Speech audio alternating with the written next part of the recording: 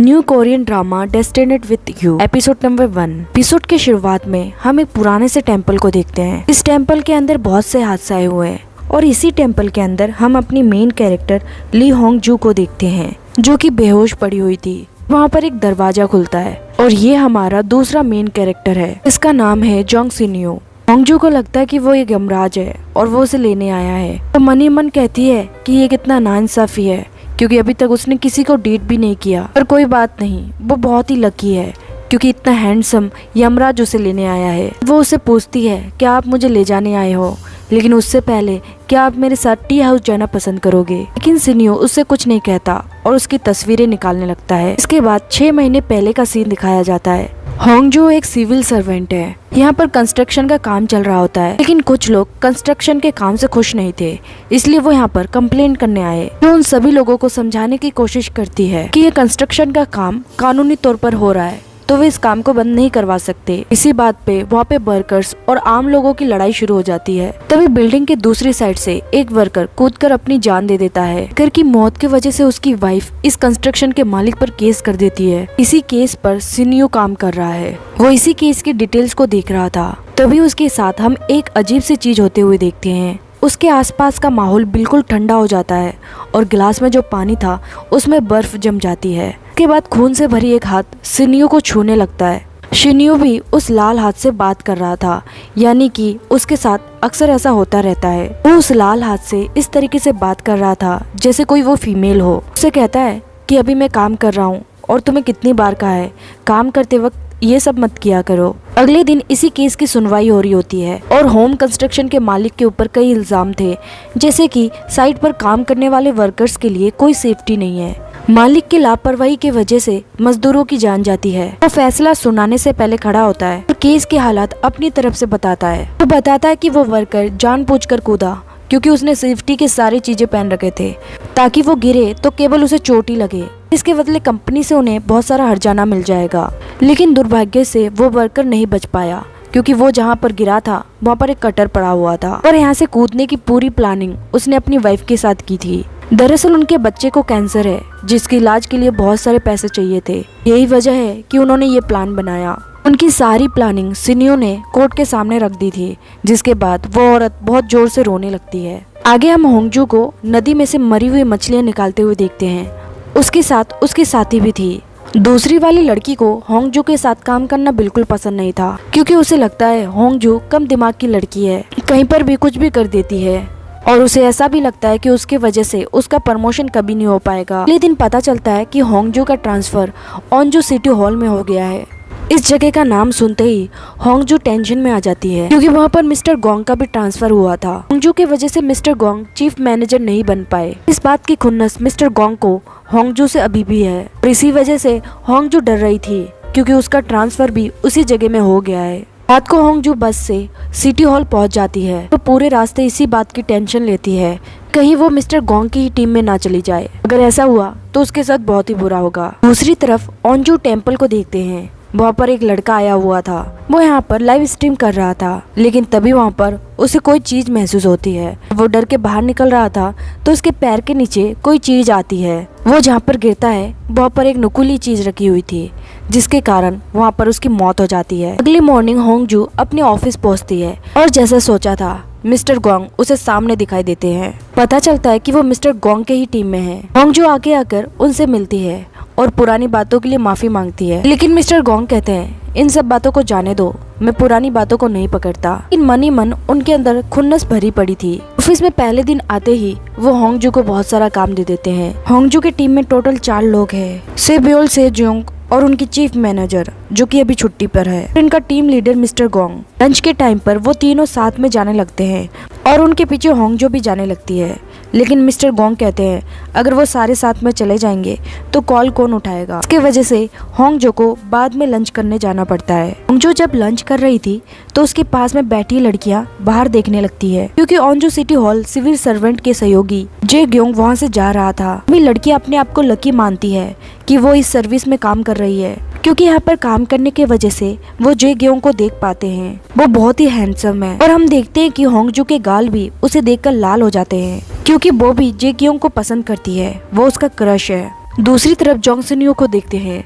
वो अपने आप से बात कर रहा था। वो कह रहा था कई दिनों से उसे वकालत का काम पसंद नहीं आ रहा, या ये काम शुरू से ही इतना बोरिंग था। और तभी हम देखते हैं वो लाल हाथ फिर से आती है। वो जोंग सिन्यू को फिर से सहलाने लगती है। जोंग सिन्यू उस लाल हाथ से कहता है, मैंने सुकून की बात की थी, तुम जाकर पहले अपना हाथ क्यों नहीं धो लेती? खून से ज्यादा मुझे साबुन वाले हाथ पसंद है। इसके बाद वो लाल हाथ गायब हो जाता है। आगे देखते हैं टेम्पल में उस लड़के की मौत के वजह से उसके पेरेंट्स सिविल ऑफिस में आए हुए थे। यहाँ पर उस मंदिर को गिराने की बात कर रहे थे, क्योंकि उसके अंदर बहुत सारी ऐसी हादसाएं हो चुकी थी। गांव के लोग उसके बगल से गुजरने से भी डरते हैं। लोगों ने उस टेम्पल को हॉन्टेड हाउस बोलना भी शुरू कर दिया था। सभी लोग यही चाहते थे कि उस टेम्पल को गिरा दिया जाए, लेकिन मिस्टर गोंग उन्हें समझाते हैं कि ये काम उनके डिपार्टमेंट में नहीं आता। पर बच्चे की मौत के वजह से पेरेंट्स बहुत ही दुखी थे और वो वहाँ पर हंगामा शुरू कर देते हैं। जिसके बाद होंगजो आगे आती है और वो कहती है वो एरिया उसके अंडर में आता है, तो वो इस केस को संभालेगी।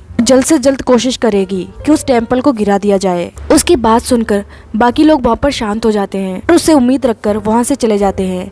जिसके बाद मिस्टर गोंग उसे कहते हैं, तुम इस केस को संभाल तो लोगी? वो कहती है हाँ। दरअसल होंगजो चाहती थी इस केस को सॉल्व करने के बाद कम से कम उसकी टीम उसके साथ अच्छा बर्ताव करे। आगे होंगजो और सेब्योल उस टेम्पल के लिए निकलते हैं। सेब्योल होंगजो को पागल कहती है, क्योंकि उसने इतनी बड़ी मुसीबत को अपने सिर पर ले लिया था। उसे क्या जरूरत थी आगे बढ़कर इस केस को लेने की? तब होंगजो कहती है, किसी न किसी को तो लेना ही था, इसलिए मैंने ले लिया। सेब्योल आगे गाड़ी रोकती है, उससे कहती है अब तुम्हें पैदल ही यहाँ से आगे जाना होगा। वो कहती है आगे मैं तुम्हारे साथ नहीं चल सकती, क्योंकि मेरा दिल बहुत ही कमजोर है। उसके बाद होंगजो रेनकोट पहन के उस टेम्पल में पहुँचती है। उसे भी यहाँ पर डर लग रहा था, पर हिम्मत रख के वो आगे बढ़ती है। अंदर जाने पर उसे एक मूर्ति दिखाई देती है। उस मूर्ति के एक आंख से खून निकला हुआ था, लेकिन वो सूखा हुआ था। होंगजो वहाँ पर हर जगह की तस्वीर लेने लगती है। अभी वो दूसरे साइड से वहाँ पर एक आदमी को देखती है। उसे देखकर वो डर जाती है और भागने के चक्कर में वही फिसल कर गिर जाती है। और हम देखते हैं वो आदमी जोंग सिन्यू है। दरअसल सिन्यू की ये प्रॉपर्टी है। वो यहाँ पर अपने प्रॉपर्टी को देखने आया था। ये सीन भी वही है जो हमें एपिसोड के शुरुआत में दिखाया गया। होंगजो ने यहाँ पर सिन्यू को यमराज समझ लिया था, लेकिन सिन्यू कुछ नहीं करता और वो उसकी तस्वीर निकालकर यहाँ से चला जाता है। थोड़ी देर बाद यहाँ पर सेब्योल भी आती है और वो होंगजो को जगाने लगती है। होंगजो जब होश में आती है तो वो यमराज की बात कर रही थी और ये सुनकर सेब्योल डर के यहाँ से भाग जाती है।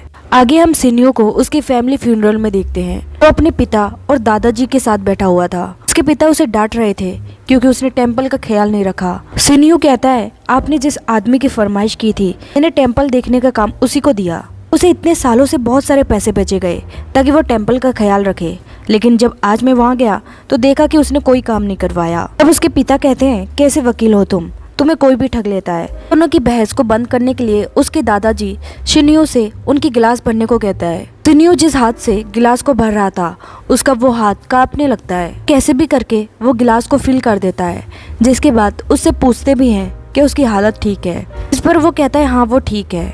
सिन्यू जब वहाँ से जा रहा होता है तब वो देखता है कि उसकी मॉम भी उधर आ रही है। उसकी मॉम उससे पूछती है वो कैसी लग रही है। वो यहाँ पर बहुत सारा मेकअप करके आई थी। सिन्यू कहता है कि आप बहुत अच्छी लग रही हो, लेकिन डैड को ये सब पसंद नहीं आएगा, तो अंदर मेकअप उतार के जाना।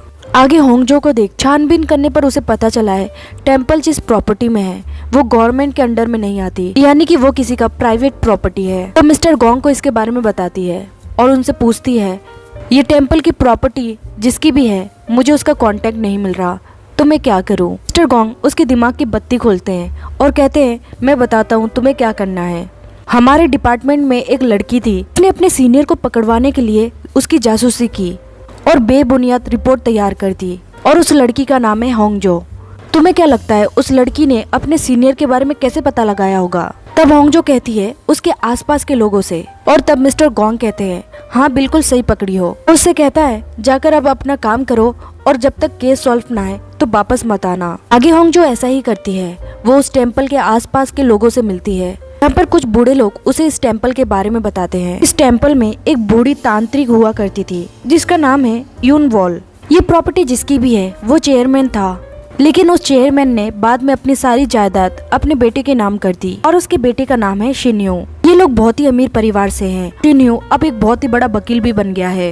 होंगजो ये सुनकर सोचती है कि उसने बहुत बड़ी मुसीबत अपने सिर पर ले ली है। फिर इतने अमीर लोगों से वो अपनी बात कैसे मनवाएगी। अगले सीन में हम शिन्यू को डॉक्टर के पास देखते हैं। डॉक्टर उसे बताता है कि उसे ब्लड डिसऑर्डर हुआ है और ये बीमारी अनुवांशिक है। वैसे तो इसका कोई परमानेंट इलाज नहीं, लेकिन इस बीमारी से बचने के लिए उसे टेंशन से दूर रहना होगा, नहीं तो धीरे धीरे उसके साथ ऐसा भी होगा कि वो बोल नहीं पाएगा और ना ही कोई मूवमेंट कर पाएगा। देखते कि होंगजो टेम्पल के मालिक से बात करने के लिए आती है। लिफ्ट में चढ़ती है, लेकिन लिफ्ट में 29 फ्लोर पहले से ही दबा हुआ था। थोड़ी देर बाद उसे एहसास होता है कि उसके पीछे कोई है। जब वो मुड़ के देखती है तो वहाँ पर शिन्यू को देखती है। दरअसल होंगजो को नहीं पता कि जंग शिन्यू उस टेम्पल का मालिक है। उसे लगता है कि वो यमराज है। वो डर जाती है और कहती है, आपने मुझे ले जाने का मौका खो दिया और अब इस तरीके से मेरा पीछा मत कीजिए। तब शिन्यू कहता है, लिफ्ट में मैं पहले से था तो पीछे करना कहना गलत होगा। शिन्यू आगे जैसे ही बढ़ता है, होंगजो अपने हाथ फैलाकर बैठ जाती है। शिन्यू उससे कहता है, आगे से हट जाओ क्योंकि मुझे यहाँ पर उतरना है। तब होंगजो को एहसास होता है कि वो यमराज नहीं इंसान है। होंगजो काउंटर पर जाकर शिन्यू के बारे में पूछती है। तब वो लड़की कहती है, अभी आप जिसके साथ आए थे वही शिन्यू है। वो शिन्यू के ऑफिस में आ जाती है। वो कहती है, उस दिन मैंने तुम्हें टेम्पल में देखा था। मैं वहाँ पर फिसल कर गिर गई और तुमने एम्बुलेंस को भी नहीं बुलाया। अगर मुझे कुछ हो जाता तो क्या होता।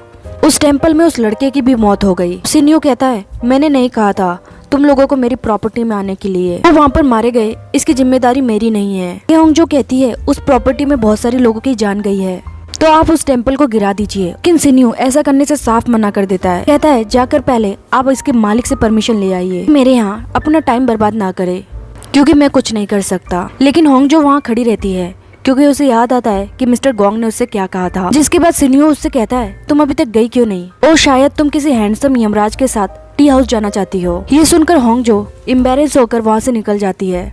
उसे बहुत ही शर्म आ रही थी क्योंकि उसने सोचा था ये सब बातें उसने अपने मन में कही थी, लेकिन उस दिन उसने ये सब कुछ जोर से बोल दिया था। आगे वो अपने ऑफिस सिटी हॉल पहुंचती है और वो देखती है वहाँ पर जे ग्योंग भी है। वहाँ पर कुछ लोग प्रोटेस्ट कर रहे थे। देखती है कि एक आदमी जे ग्योंग पे पानी फेंकने वाला था, लेकिन इससे पहले होंगजो उसके सामने खड़ी हो जाती है और वो ऐसा बिहेव करती है जैसे कि वो अचानक सामने आ गई थी।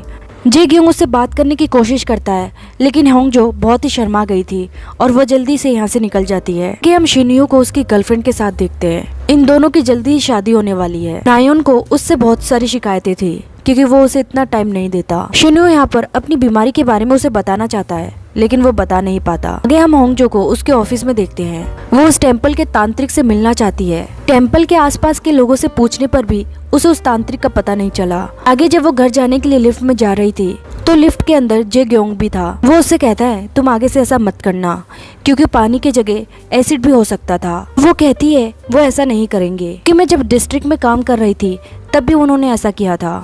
तब जे ग्योंग उसे कहता है, ये मजाक की बात नहीं है। टेम्पल केस के बारे में इतना टेंशन मत लो, मैं उसे देख लूंगा। होंगजो ये सुनकर उसके पास दौड़ के आती है तो पूछती है, आपको कैसे पता ये केस मुझे दिया गया है? तब यहाँ पर जे ग्योंग एक कहावत कहता है, लेकिन ये कहावत होंगजो को समझ नहीं आती।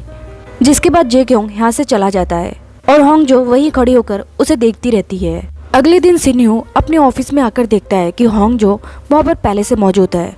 वो उससे कहता है, जिस दिन मेरा दिमाग खराब होता है उसी दिन तुम क्यों आ जाती हो? मैंने कहा ना मैं वो टेम्पल नहीं गिरा सकता, तो तुम यहाँ से चली जाओ। तब होंगजो उसे रिक्वेस्ट करने लगती है और कहती है, क्या तुम मुझे तांत्रिक योनवोल का एड्रेस बता सकते हो? शिन्यू उसे कहता है कि वो नहीं मानेगी। ऐसे तुम इस टेम्पल के पीछे ही क्यों पड़ी हो? ऐसा तो नहीं है कि तुम्हें इसके अलावा और कोई काम नहीं मिलेगा। तब होंगजो उसे सच बता देती है कि उसकी नौकरी दाव पे लगी हुई है। अगर वो इस केस को सॉल्व कर देती है तो वो अपनी टीम के साथ खाना खा सकती है। यहाँ पर आकर वो बहुत ही अकेली हो गई है। ऑफिस में और घर में दोनों जगह वो अकेली ही खाना खाती है। उसके बाद शिन्यू अपनी दादी का एड्रेस उसे दे देता है और कहता है, अगर वो नहीं मानी तो मेरे पीछे मत पड़ना। कुछ घंटे बाद शिन्यू को होंगजो का कॉल आता है और वो कहती है कि वो मान गई। उसे यकीन नहीं हो रहा था कि वो इतनी जल्दी मान गई, इसलिए होंगजो वीडियो कॉल करती है जिसमें उसकी दादी कह रही थी कि मैं इजाजत देती हूँ कि उस टेम्पल को गिरा दिया जाए। थोड़ी देर बाद शिन्यू अपनी दादी से मिलने आता है और वो उनसे पूछता है कि वैसे तो आप मुझे हमेशा से उस टेम्पल से दूर रहने को कहती हो, लेकिन आज एक अनजान सी लड़की आई और वो आपको मना के चली गई।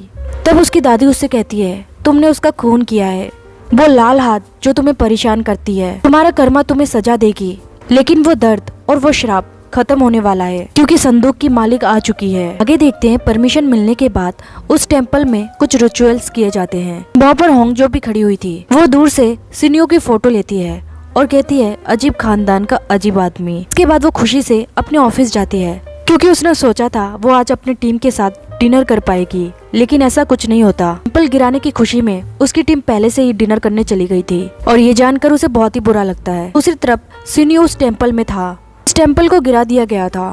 उसकी दादी ने जैसा बताया वैसा ही हुआ। टेम्पल के हटने के बाद उस जमीन से एक लकड़ी का बॉक्स निकलता है और वो इसी संदूक के बारे में बात कर रही थी। वो ये संदूक लेकर यहाँ से चला जाता है। ये देखती कि होंगजो को बहुत ही भूख लगी थी और वो खाना खाने जाने लगती है। वो देखती है कि उसकी टीम वाले खाना खाकर वापस आ भी गए। उन्हें साथ देखकर उसे बहुत ही बुरा फील होता है और वो वहीं बैठकर रोने लगती है। अभी पीछे से आवाज आती है कि तुम रो रही हो। वो सिनियो था। वो सिनियो से कहती है टेम्पल गिरने के बाद तुम्हारा और मेरे बात करने का कोई मतलब नहीं बनता, तुम यहाँ से चले जाओ। जिसके बाद सिनियो कहता है पर मैं चाहता हूँ तुम मेरे साथ चलो, और वो उसकी तरफ हाथ बढ़ाता है। जो उसकी तरफ देखती है और ये एपिसोड यहाँ पर खत्म हो जाती है।